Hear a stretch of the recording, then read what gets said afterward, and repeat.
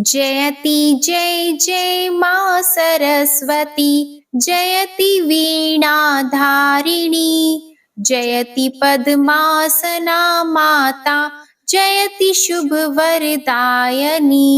जयति जय जय मा सरस्वती, जयति वीणाधारिणी।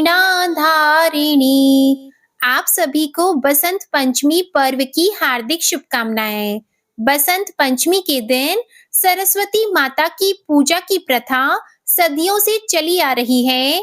माना जाता है कि सृष्टि के निर्माण के समय देवी माँ सरस्वती बसंत पंचमी के दिन प्रकट हुई थी। बसंत पंचमी को माँ सरस्वती के जन्म दिवस के रूप में मनाया जाता है। इसलिए माँ सरस्वती की इस दिन पूजा अर्चना भी की जाती है। बसंत पंचमी पर सरस्वती पूजा करने के लिए सबसे पहले सरस्वती माता की प्रतिमा या फिर तस्वीर को सामने रखें, उसके सामने घी का दीपक जलाएं। इसके बाद में कलश स्थापित करके गणेश जी का पहले पूजन करें। उसके साथ साथ नवग्रहों की विधिवत पूजा करें। पूजा करने के बाद सरस्वती माता की प्रार्थना बोलनी चाहिए। उसके बाद में माता सरस्वती को पीले रंग के चावल या फिर बूंदी का भोग लगाना चाहिए। ज्ञान के बिना कुछ भी संभव नहीं है, इसलिए इस दिन चाहे पढ़ाई करने वाले बच्चे हो या व्यापार करने वाले व्यापारी हो, इस दिन सरस्वती माता के नाम से व्रत अवश्य रखें। सृष्टि के निर्माण के समय सबसे पहले माँ लक्ष्मी देवी प्रकट हुई थी। उन्होंने भगवान शिव, श्री विष्णु एवं ब्रह्मा जी का आह्वान किया। जब ये तीनों देव वहां उपस्थित हुए, तब देवी महालक्ष्मी ने तीनों देवों से अपने अपने गुण के अनुसार 3 देवियों को प्रकट करने का अनुरोध किया। भगवान शिव ने तमोगुण से महाकाली, भगवान श्री विष्णु ने रजोगुण से देवी लक्ष्मी तथा ब्रह्मा जी ने सतोगुण से देवी सरस्वती का आह्वान किया। जब ये तीनों देवियां प्रकट हुई, तब जिन जिन देवों ने जिन जिन देवियों का आह्वान किया था, उन्हें उन देवी को सृष्टि का संचालन हेतु महालक्ष्मी ने भेंट कर दिया और इसके बाद स्वयं महालक्ष्मी माता लक्ष्मी के स्वरूप में समा गईं। सृष्टि का निर्माण कार्य पूरा करने के बाद श्री ब्रह्मा जी ने जब अपनी बनाई हुई सृष्टि को देखा, तो वह तो मृत शरीर के समान था, क्योंकि उसमें न तो स्वर था, न ही वाणी थी। अपनी उदासीन सृष्टि को देखकर ब्रह्मा जी को बिल्कुल भी अच्छा नहीं लगा। ब्रह्मा जी भगवान विष्णु के पास गए और अपनी उदासीन सृष्टि के विषय में उन्हें बताया। ब्रह्मा जी से तब विष्णु भगवान ने कहा कि देवी सरस्वती आपकी इस समस्या का समाधान कर सकती है। आप उनका आह्वान कीजिए। उनकी वीणा के स्वर से आपकी सृष्टि में ध्वनि प्रवाहित होने लगेगी। तब भगवान विष्णु के कहे अनुसार ब्रह्मा जी ने देवी सरस्वती का आह्वान किया। देवी माँ सरस्वती के प्रकट होने पर ब्रह्मा जी ने उन्हें अपनी वीणा से सृष्टि में स्वर भरने का अनुरोध किया। माता सरस्वती ने जैसे ही वीणा के तारों को छुआ, तो उसमें से सहसा सा शब्द फूट पड़ा। यह शब्द संगीत के सप्त सुरों में से प्रथम सुर है। इस ध्वनि से ब्रह्मा जी की मुख सृष्टि में ध्वनि का संचार हुआ।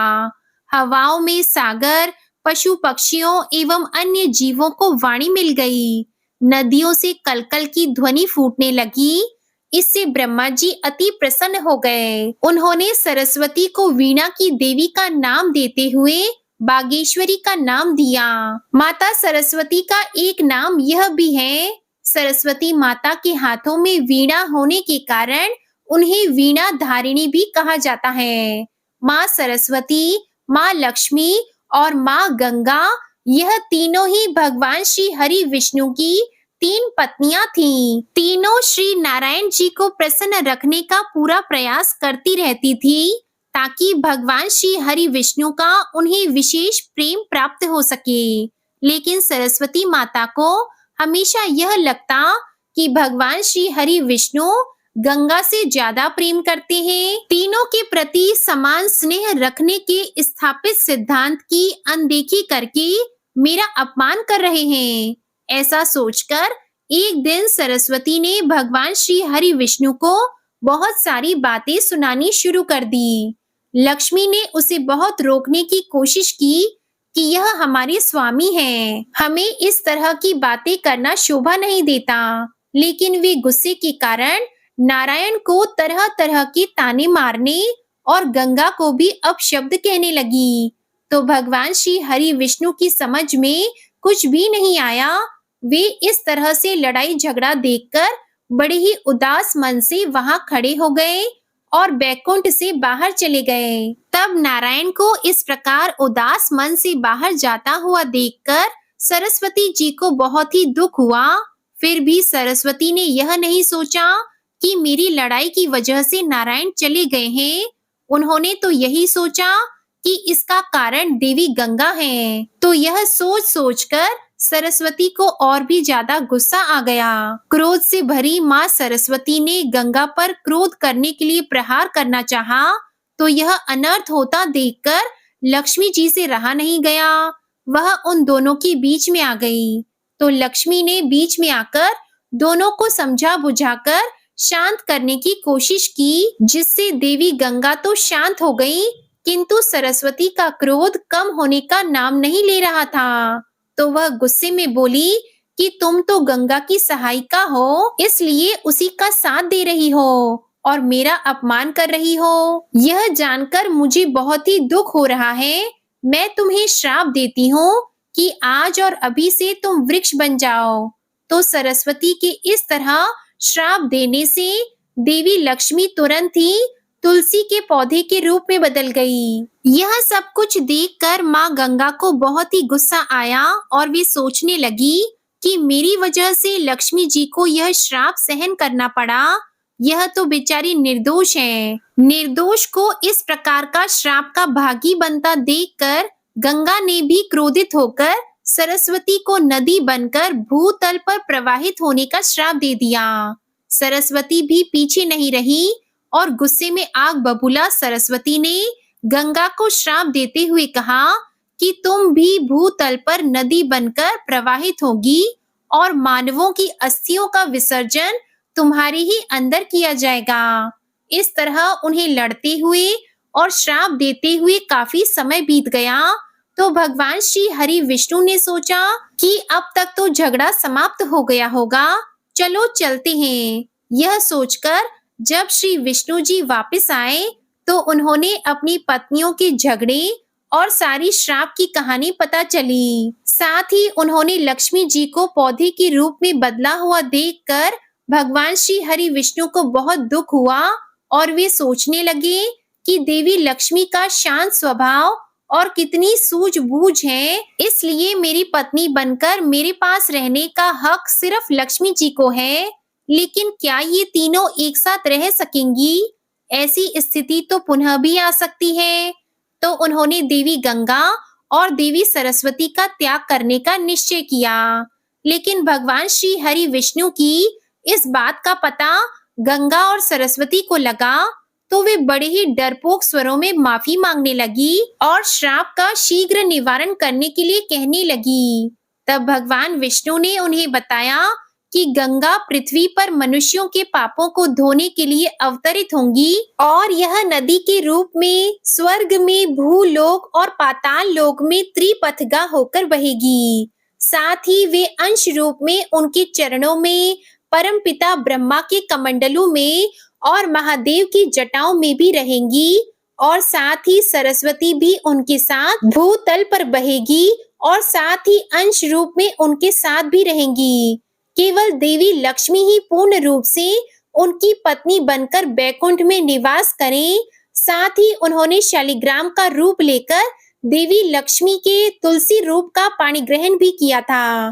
कहा जाता है कि एक दूसरे के श्राप के कारण ही दोनों पृथ्वी पर नदी के रूप में बह रही हैं और लक्ष्मी जी हमेशा भगवान श्री हरि विष्णु के साथ उनकी पत्नी बनकर बैकुंठ में निवास करती हैं। आइए अब आपको सुनाते हैं माँ लक्ष्मी जी की और माँ सरस्वती जी की पौराणिक कथा। इस कथा के अनुसार एक बार माँ सरस्वती वीणा बजा रही थी। उस समय उनके पास धन की देवी लक्ष्मी आ गईं। तो माँ सरस्वती ने माँ लक्ष्मी का आदर सत्कार किया और पूछा कि तुम आज तो बहुत दिनों के बाद आई हो, क्या बात है? इतना सुनते ही देवी लक्ष्मी ने अपने गुणों का बखान करना शुरू कर दिया। माँ लक्ष्मी कहने लगी कि वे तो धन की देवी हैं और सारा संसार उनकी स्तुति करता है, क्योंकि सभी धनवान होना चाहते हैं, इसलिए मैं जल्दी नहीं आ सकती। और तुम्हारा क्या है? तुम तो हर समय केवल वीणा बजाती रहती हो। इस वीणा से क्या होने वाला है? तब लक्ष्मी माता के ऐसे शब्द सुनकर माँ सरस्वती बहुत ही दुखी हुई और देवी लक्ष्मी से कहा कि आप तो धन की देवी हैं, लेकिन आप कभी भी एक जगह नहीं टिकती। इसी कारण सारा संसार आपको चंचला भी कहता है। आप धन दे सकती हैं, लेकिन ज्ञान नहीं दे सकती, और ज्ञान की कमी के कारण व्यक्ति कभी भी धन का सही उपयोग नहीं कर सकता। इसलिए तुम्हारी भी जरूरत है और मेरी भी जरूरत है। जो ज्ञानी व्यक्ति होता है, अगर उसका धन का अभाव है, तो भी वह अपने ज्ञान से धन प्राप्त कर लेता है, लेकिन धन होने से और ज्ञान ना होने से धन का सही उपयोग नहीं कर सकता। तो यह सुनकर देवी लक्ष्मी को बहुत ही क्रोध आया और दोनों के बीच में लड़ाई होने लगी।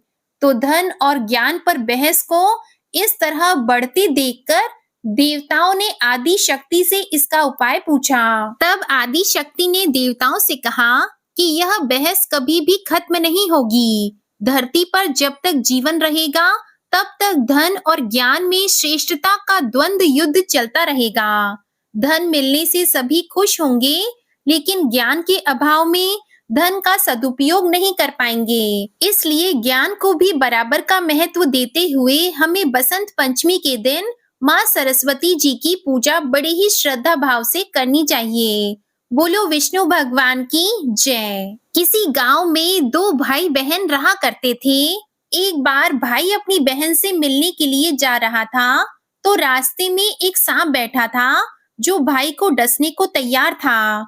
तो भाई ने सांप से विनती की कि हे नागराज, तुम मुझे मत डसो, क्योंकि मैं अपनी माँ का इकलौता बेटा हूँ और अपनी बहन का एक ही भाई हूँ। तो सांप तो नहीं माना। उसने कहा कि तेरे 9 ग्रह की दशा चल रही है, मैं तो तुझे ही डसूंगा। तो वह भाई बोला कि ठीक है, मुझे डस लेना, लेकिन मुझे अपनी बहन से पहले मिलकर आने दो। जब मैं लौट कर आऊंगा तो मुझे डस लेना। उसकी यह बात सुनकर सांप बोला कि मुझे क्या पता, मैं कैसे विश्वास करूं कि तू इस रास्ते से आएगा। अगर तू ना आया तो इसलिए मैं तो तुझे अभी डसना चाहता हूँ। तो भाई ने कहा कि ठीक है, तुझे मुझ पर विश्वास नहीं तो मेरे साथ चल, मेरे थैले में बैठ जा।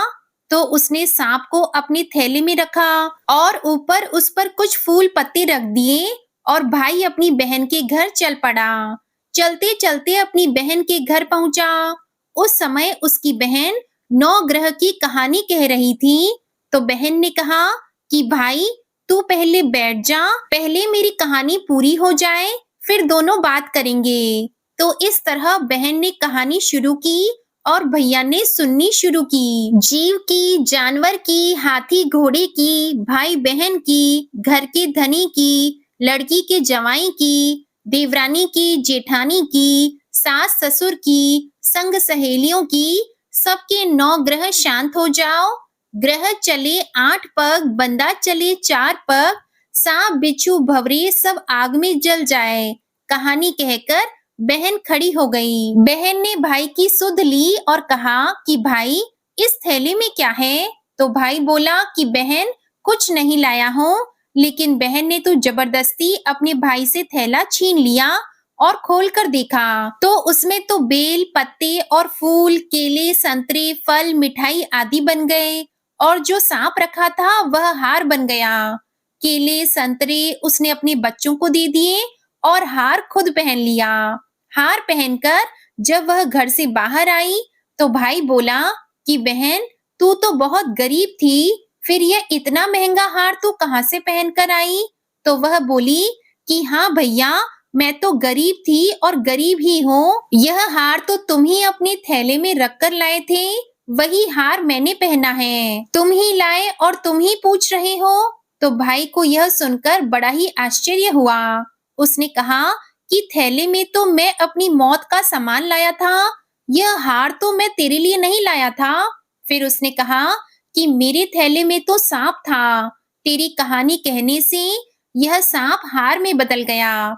भाई बोला, यह तेरे भाग्य से आया है, इसलिए तुम ही इसे रख लेना। तो बहन ने भाई से कहा कि भाई, तेरे 9 ग्रह की दशा चल रही है, तुम घर जाकर भाभी से कहना कि वह 9 ग्रह की कहानी कहेगी। तब भाई घर पहुंचा और अपनी पत्नी से कहा कि मेरी 9 ग्रह की दशा चल रही है, इसलिए हम 9 ग्रह की कहानी कहेंगे।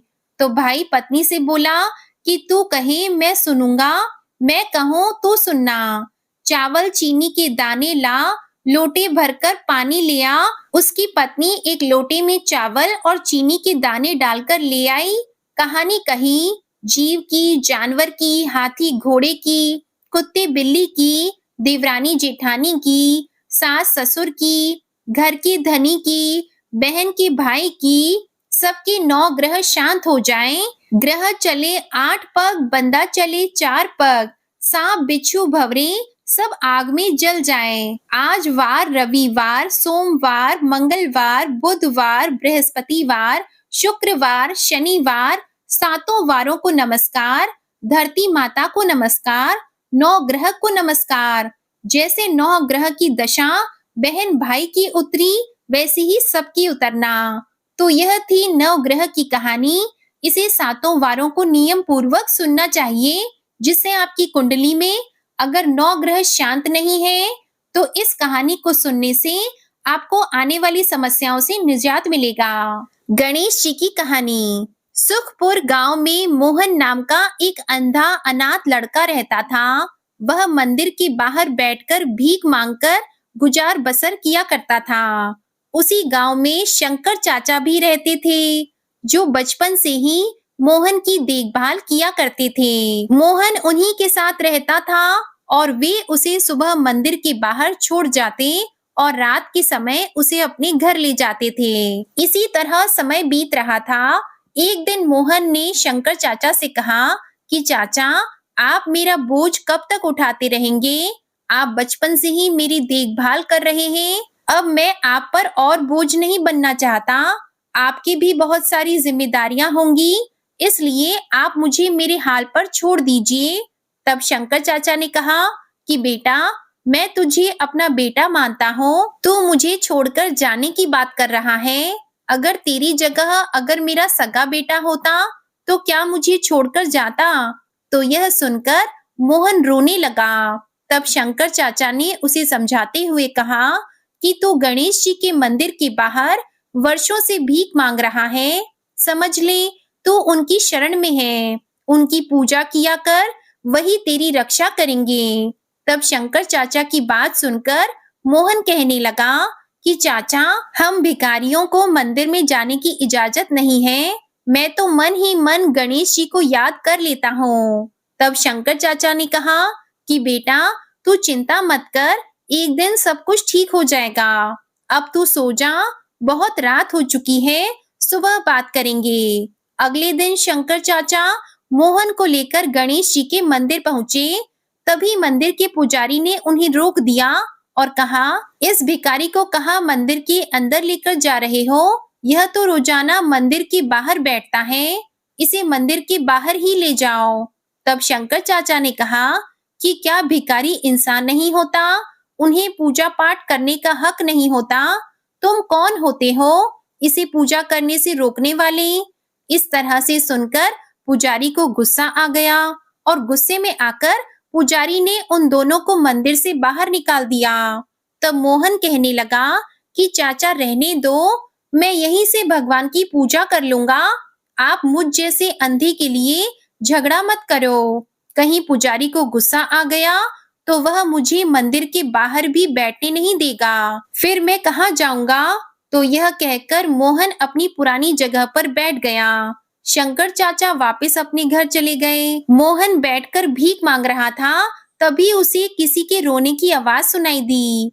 उसे लगा कि कोई बच्चा रो रहा है, तो उसने टटोलते हुए पूछा कि तुम कौन हो और क्यों रो रहे हो? तब उस बच्चे ने कहा कि मुझे भूख लगी है और मंदिर के पास की दुकान में बहुत से अच्छे-अच्छे लड्डू रखे हैं, लेकिन मेरे पास पैसे नहीं हैं। मैं वो लड्डू खाना चाहता हूँ। तो मोहन ने कहा कि कोई बात नहीं, तुम मुझसे पैसे लेकर लड्डू खरीद लो। यह कहकर मोहन ने अपनी भीख में आए हुए रुपयों में से उसे कुछ रुपए दे दिए। कुछ देर के बाद वह बालक मोहन के पास आया और बोला कि मैं 2 लड्डू लेकर आया हूँ, एक आप खा लो, एक मैं खा लूंगा।